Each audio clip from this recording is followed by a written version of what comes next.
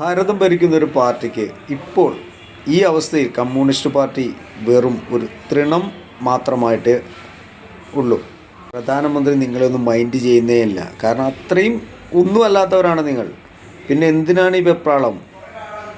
Communist പാർട്ടിയുടെ ഇന്നത്തെ അവസ്ഥയെക്കുറിച്ച് ജനൻ ടി വിയിലെ സുബീഷ് വളരെ മനോഹരമായിട്ടത് വിവരിക്കുന്നുണ്ട്.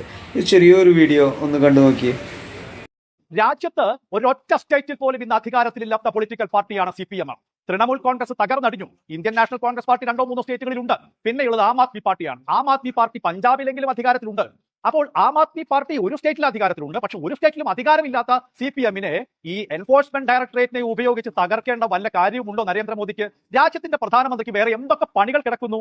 കേരളത്തിൽ പോലും നിഷ്പ്രഭമായിക്കൊണ്ടിരിക്കുന്ന ഒരു രാഷ്ട്രീയ സംവിധാനത്തെ, രാഷ്ട്രീയ പാർട്ടിയെ, അത് ലീഡ് ചെയ്തിരുന്ന ഒരു മുൻ മുഖ്യമന്ത്രിയെ എൻഫോഴ്സ്മെന്റ് ഡയറക്ടറേറ്റിനെ വിട്ട് വേട്ടയാടി തകർത്ത് തരിപ്പണമാക്കേണ്ട ഒരു കാര്യവും രാജ്യത്തിന്റെ ആഭ്യന്തര സംവിധാനത്തിനില്ല, നരേന്ദ്രമോദിക്കില്ല. അതുകൊണ്ട് ദയവായി ഈ അന്വേഷണവുമായി കേരളത്തിലെ സഖാക്കൾ സഹകരിക്കുക. സൂക്ഷിച്ചാൽ ദുഃഖിക്കേണ്ട.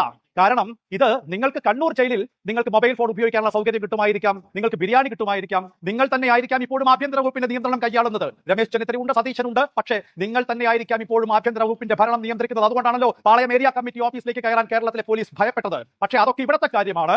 രാജ്യത്തെ സംബന്ധിച്ച് സുരക്ഷ, സാമ്പത്തിക ഇടപാടുകളിലെ സുതാര്യത, ഇതെല്ലാം ഉറപ്പാക്കേണ്ടതുണ്ട്. അതിനാൽ അന്വേഷണവുമായി സഹകരിക്കുക എന്നതാണ് പ്രാഥമികമായും പ്രധാനപ്പെട്ട കാര്യമായും ഇപ്പോൾ നിങ്ങൾക്ക് നിർവഹിക്കാനുള്ളത്. ഞാൻ ആവർത്തിക്കുന്നു, കണ്ണൂർ ജയിലിൽ ബിരിയാണി കിട്ടും, പക്ഷേ തിഹാർ ജയിലിൽ ബിരിയാണി കിട്ടില്ല.